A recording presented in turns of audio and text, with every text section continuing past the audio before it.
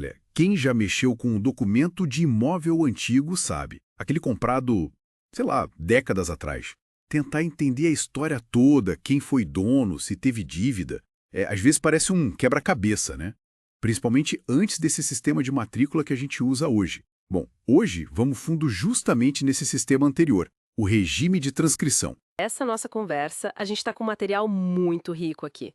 São anotações de um curso até uma avaliação focando justamente em como isso funcionava, com regras e exemplos lá da Bahia. É quase como ter um mapa do tesouro para decifrar esses documentos antigos. Exatamente. Um material bem específico, que ajuda a entender a prática. Então, vamos lá. Nossa ideia aqui é desemaranhar esse sistema. Entender a lógica daqueles livros enormes de cartório, livro 2, 3, 4, os índices 6 e 7, como é que eles se ligavam com as tais remissões recíprocas. E, claro, porque isso ainda é importante hoje para quem lida com imóvel com mais bagagem histórica, digamos assim. É fundamental, né? Muita história começa ali. Para a gente começar, então, o que definia esse regime de transcrição? Qual era, assim, a grande virada de chave para o sistema de matrícula que veio depois? Olha, a diferença principal está no foco, sabe? E na organização. A transcrição, que veio lá com o decreto 4857 de 39, ela registrava os atos, tipo a venda, a hipoteca, e focava nas pessoas envolvidas. Tudo em ordem cronológica, cada coisa no seu livro. Era um registro do evento, entende? Entendi. Foco no que aconteceu e com quem. Isso. Já a matrícula que a Lei 6.015 de 73 trouxe, inverteu tudo. O foco passou a ser o imóvel. Cada imóvel ganhou uma ficha única que a gente chama de fólio real. Ali você concentra toda a vida daquele imóvel específico. Por isso, entender a transcrição é tão importante. A história de muitos imóveis começou lá. É a base do que a gente chama de cadeia dominial, a sequência de donos, né? Ah, cadeia dominial, essa sequência faz sentido. Se você não entende o começo, Fica faltando peça, né? A história não fecha. legal essa inversão de lógica do ato para o imóvel. Mas essa informação ficava meio espalhada, né? Em vários livros nesse sistema antigo. Quais eram os livros essenciais? Onde é que a gente tinha que procurar? Exato, era um trabalho de juntar as peças. Tinha alguns livros que eram chave para entender a situação do imóvel. O principal, sem dúvida, era o livro 3, o de transcrição das transmissões. Transmissões, vendas, doações. Isso. Compra, venda, doação, herança quando saiu o formal de partilha, até leilão judicial, sabe? Tudo que passava a propriedade para outra pessoa ia para o livro 3. E era importante que cada registro nesse livro mencionasse o anterior, para manter a tal da sequência. E tinha espaço para averbações também, anotações posteriores. Averbações. Vamos falar mais delas depois, imagino. E, além do livro 3, Tinha o livro 2, o de inscrição hipotecária. Esse era específico para hipotecas. Fundamental para checar se tinha alguma dívida garantida pelo imóvel, algum ônus, né? Tinha colunas certinhas para detalhes da dívida, do credor e, claro, espaço para averbar o cancelamento quando tudo fosse pago. Ok. Livro 3 para quem é dono, livro 2 para as dívidas e tinha mais algum crucial? Sim, o livro 4, de registros diversos. Esse era tipo uma gaveta para tudo que não cabia nos outros, mas era importante. Uma caixa de surpresas. Quase isso. Podia ter promessa de compra e venda, pacto antenupcial que afetasse o imóvel, penhora judicial, constituição de servidão, muita coisa. Ignorar o livro 4 era um risco porque podia ter ali uma informação que limitava o uso do imóvel ou dava direito a outra pessoa. Caramba, quer dizer que para saber tudo de um imóvel só, talvez eu tivesse que consultar o 3, o 2, o 4. Eram livros grandes, antigos, né? Como achar a agulha no palheiro ali. Era um desafio, sim. Devia ser fácil se perder ali no meio de tanto registro cronológico. Mas aí é que está o pulo do gato. Existiam os livros indicadores. Eles eram os mapas para navegar nesse sistema. Ah, os indicadores, os livros 6 e 7 que você mencionou antes. Exatamente. Sem ele, seria muito mais difícil. O livro 6, o indicador real, era o índice organizado pelo imóvel. pelo nome, se fosse rural, ou pela rua e número, se fosse urbano. Para cada imóvel, ele listava tudo o que tinha sido registrado sobre ele, a venda no livro 3, a hipoteca no livro 2, algo no livro 4, e o mais importante, dizia exatamente o livro, a folha e o número onde achar o registro completo. Era tipo a biografia do imóvel. Uma ficha corrida do imóvel, gostei disso. E o livro 7?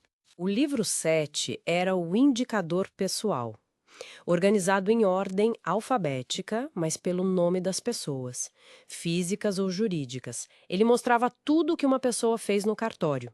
Se comprou, vendeu, se foi credor, devedor, também com a referência certinha para achar o ato original. Era essencial não só para achar um ato sabendo o nome, mas também para checar a situação da pessoa, ver se tinha outros bens, outros ônus, e ajudava a lidar com um problema comum. Nome igual, né? Homônimos. Ou um nome escrito diferente. Nossa, isso de nome escrito diferente devia ser um problema sério na época. E era. O material que a gente tem até comenta isso, sugere cruzar com o nome de cônjuge, filiação para ter certeza de quem era a pessoa. Fascinante. Então, a pesquisa geralmente começava por aí, pelos indicadores, para depois ir aos livros principais. Se eu tinha o nome de alguém, ia para o 7. Se tinha dados do imóvel, para o 6. Eles direcionavam a busca. É uma lógica de investigação mesmo. Precisamente. Uma lógica bem investigativa. E a segurança de tudo isso dependia muito das remissões recíprocas. As tais remissões. Isso. Eram as anotações que conectavam tudo, como se fossem links, sabe? O registro da venda no livro 3 tinha que mencionar a transcrição anterior de onde veio a propriedade. E se tivesse uma hipoteca no livro 2, tinha que mencionar também. E lá no livro 2, a hipoteca tinha que dizer em qual transcrição do livro 3 o dono, o devedor, tinha comprado o imóvel. E tudo isso, claro, tinha que estar referenciado nos indicadores, no 6 e no 7. Era essa teia que garantia a conexão. Essa imagem da teia é muito boa, conectando tudo. E aí entram as averbações, que você mencionou antes. Elas aparecem bastante no material, parecem super importantes. O que elas faziam exatamente nessa teia? Ah, as averbações, fundamentais. Elas eram e ainda são, né, no sistema atual, anotações feitas na margem do registro original. Para quê? Para atualizar ou modificar aquela informação. Tipo um post-it oficial no documento. É uma boa analogia, um post-it permanente. No regime de transcrição, elas serviam para anotar coisas como o cancelamento da hipoteca porque a dívida foi paga. Isso aparece até num exemplo da avaliação, a questão 7 que busca justamente essa averbação de cancelamento. Ou então, sei lá, construir uma casa no terreno, averbava construção. Mudou o estado civil do dono, casou, divorciou, averbação.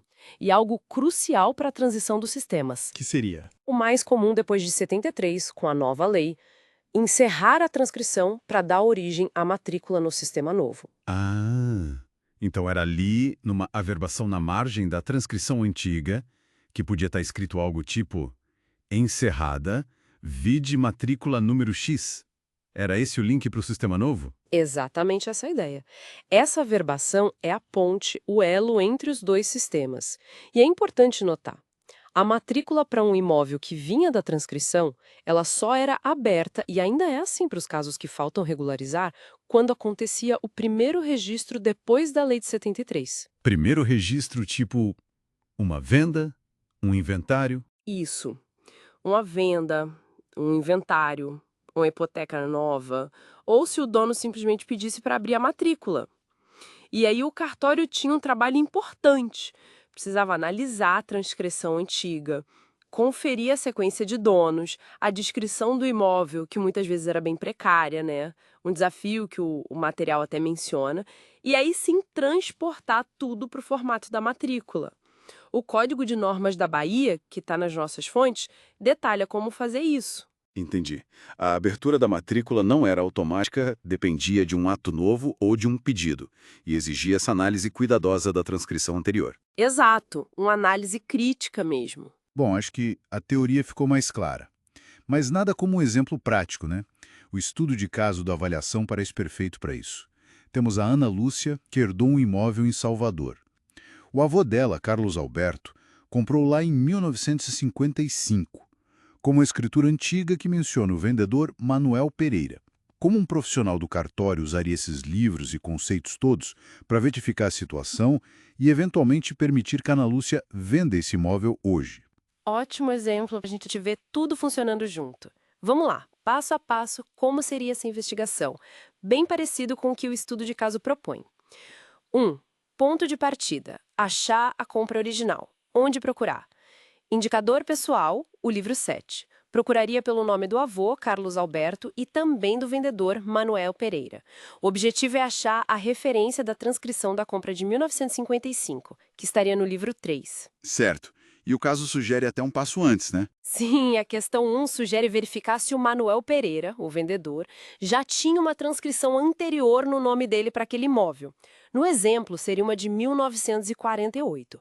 Isso ajudaria a confirmar a origem da propriedade dele. Faz sentido. Confirma a cadeia. Ok, achou a referência da transcrição da compra do avô. E agora? 2. Análise da transcrição. Agora ir para o livro 3 e ler a transcrição indicada, no caso hipotético, a número 850. O que buscar ali? A descrição completa do imóvel, os dados das partes Carlos Alberto e Manuel, a confirmação da transferência, isso está na questão 2A do caso. Ok, confirmou a compra. O imóvel. Próximo passo. Tem alguma pendência? 3. Busca por ônus. Exato. Hora de caçar fantasmas, como você disse. Usar os indicadores de novo. O real, livro 6, buscando pelo imóvel, e o pessoal, livro 7, buscando pelo nome do avô Carlos Alberto e talvez até do vendedor Manuel. Procurar o quê? Referências a registros no livro 2, hipotecas, ou no livro 4, registros diversos, qualquer coisa que possa ser um ônus, uma dívida, uma restrição. Isso é a questão 2B. Cada referência encontrada levaria a ler o ato completo no livro correspondente. Entendi. Uma varredura completa por problemas. E depois? 4. Montando o histórico. Usando principalmente o indicador real, livro 6, tentar traçar a história completa. O que aconteceu antes do Manuel comprar. E, mais importante, o que aconteceu depois que o Carlos Alberto comprou em 55. Teve outra venda? Surgiu algum ônus depois? Ou, e aqui é chave, será que a transcrição 850 já foi encerrada para abrir uma matrícula?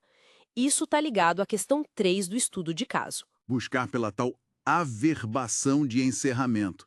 E se não tiver sido encerrada ainda? Como a Ana Lúcia faz para vender? 5. Regularização para venda. Aí entra a questão 4. Se o imóvel ainda está lá na transcrição em nome do avô que já faleceu, a Ana Lúcia não pode vender direto. Ela precisa, primeiro, registrar a herança, apresentar o formal de partilha no cartório. E esse ato, o registro da partilha, é o momento perfeito para ela pedir o quê?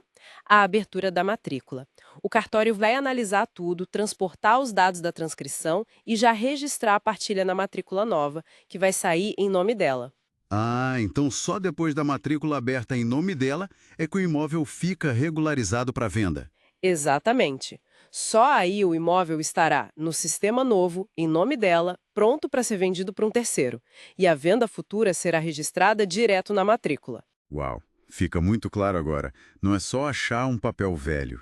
É um trabalho minucioso quase de detetive mesmo. Ligar os pontos, seguir as pistas nas remissões, entender as averbações. É bem isso. Uma investigação para garantir a segurança da transação hoje, né? Então, para a gente ir amarrando as pontas, por que isso tudo ainda é tão relevante hoje? Esse sistema antigo, a transcrição, ainda tem um impacto real nas transações? Ah, sem dúvida alguma. Qualquer imóvel que tenha uma história registral que começou antes da Lei de 73, ou seja, antes da matrícula se tornar obrigatória para novos atos, carrega esse passado da transcrição. Pode ser numa compra e venda normal, num inventário, até numa disputa de limites. Pode ser necessário voltar nesses livros de transcrição. Mesmo hoje, com tudo mais moderno? Sim, entender como aqueles livros 2, 3, 4, 6 e 7 funcionavam juntos, saber interpretar as remissões, as averbações, continua sendo fundamental para a segurança jurídica. A base da propriedade atual pode estar toda documentada ali, especialmente em lugares com histórico imobiliário rico, como Salvador, como a Bahia, em geral. Faz todo sentido. A base está lá atrás. E, para a gente fechar, queria te pedir uma reflexão final. Algo para quem nos ouve pensar um pouco mais sobre isso. Olha, uma questão interessante que conecta esse passado que a gente discutiu com o futuro é a digitalização. Os cartórios estão num esforço grande de digitalizar seus acervos, incluindo esses livros antigos de transcrição.